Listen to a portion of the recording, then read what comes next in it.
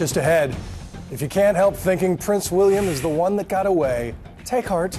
There are still eligible princes out there, and we're going to hunt them down just for you. NightLine continues from New York City with Bill Weir. Well, time to class up the joint with an old world detour. Let's head to London, where my friend and co-anchor Cynthia McFadden is reporting all week on a little wedding you may have heard something about. Cynthia. Good evening, Bill. I'm outside Westminster Abbey tonight, where people are already staking out their sidewalk positions for Friday's royal wedding. Prince William will, of course, marry Catherine Middleton. A happy day for the young couple, but a dream-dashing one for those hoping to become a modern-day princess, though it doesn't have to be. Of course, there is still Prince Harry, but he's not the only eligible royal out there. As Andrea Canning discovers, there are other princes for those Cinderellas who are still looking. It's all in tonight's installment of the NightLine Wedding Crashers, the Royal Edition. Someday my prince will come. Rainier and Grace, Charles and Diana, and now William and Kate. Royal weddings never fail to fascinate. After all, a girl can dream. But hold the tiara, honey. Eligible princes seem so few and far between these days. Or are they? Look, here's one now. What does it say about you that you drive around in this particular limousine? I don't really like to show off. I think pulling up to a restaurant in New York City in a Rolls or a Bentley is a little much. I'm not a Ferrari type of guy. I don't really like attention. Prince Lorenzo Borghese is the descendant of a pope and of Napoleon Bonaparte. His last name adorns signs all over Italy, but the family holds no official position anymore. What's the most princely thing you do every day? I get little chocolates left on my pillow at night before I go to bed. And I guess that's pretty princely. Even though he says he's an everyday single guy, he lives in a 5-star hotel in Manhattan and has christened the duct-taped 17-year-old limo he's driven around in as charming.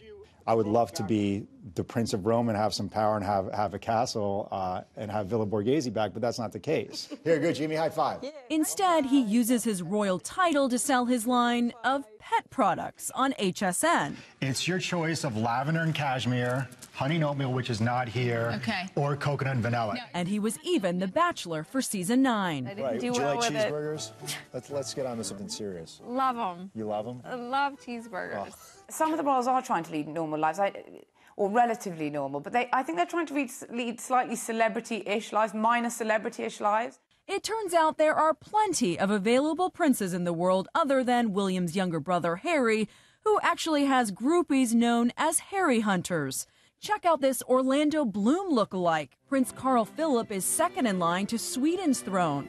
He loves car racing and was a commander in the Navy.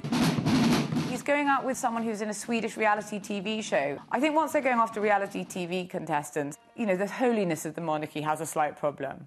Prince Wenceslaus of Liechtenstein is known as Vence the Prince. He once dated this Victoria's Secret model. That is a pretty small place. It's a bit like being prince of a ski resort. Prince Andrea and Pierre Casaraghi are the sons of Princess Caroline of Monaco. Andrea has taught children in Africa and has a master's in international affairs. Pierre is a college dropout. Their grandmother was Grace Kelly, a Hollywood star. When Prince Rainier fell in love with her, they broke the tradition of marrying within European royal families. Bringing Grace Kelly into the gene pool was a stroke of genius because there are only 5 people in Monaco, so you were otherwise going to have to marry your sisters. Surprisingly, some princes are strapped for cash.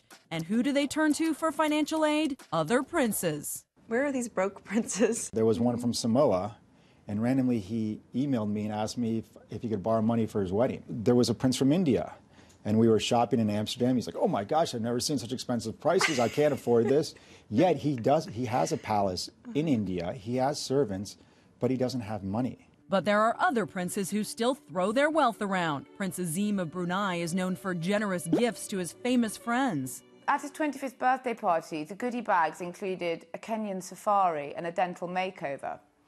Who wouldn't want to be with that guy? Princesses are pretty. So is the royal life something girls should still aspire to? My daughter's 2, and she just got her first princess dress. Should we really be condoning this princess obsession?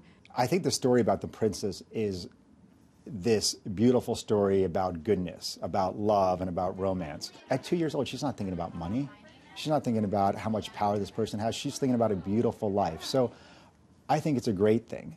I think it becomes not great if you're 16 saying, I want to marry a prince. Do you think that might be the biggest fear for a prince, is that the woman is with him because he's a prince? I think if she wants a prince just because he's a prince, there's a big problem there. But just in case you want to ignore that royal advice, there are 2 other princes living right here in the U.S. 24-year-old Prince Philippos of Greece, who works in finance in New York City, and Prince Teo Raspoli of Italy. He's 35 and an artist living in Los Angeles. And of course, there's Prince Lorenzo Borghese himself, still driving around searching for his princess. For Nightline, I'm Andrea Canning in a modern carriage in New York. Actually, the souvenir vendors are already on the case. They're selling coasters like this one that say, "Calm down, you can still marry Harry." On a more serious note, Scotland Yard announced today that 5,000 police would be dispatched for royal wedding duties and that any criminals attempting to cause disruption will be met by robust, flexible, and proportional response. We can only hope that won't be necessary. Bill? All right, Cynthia, thanks for that.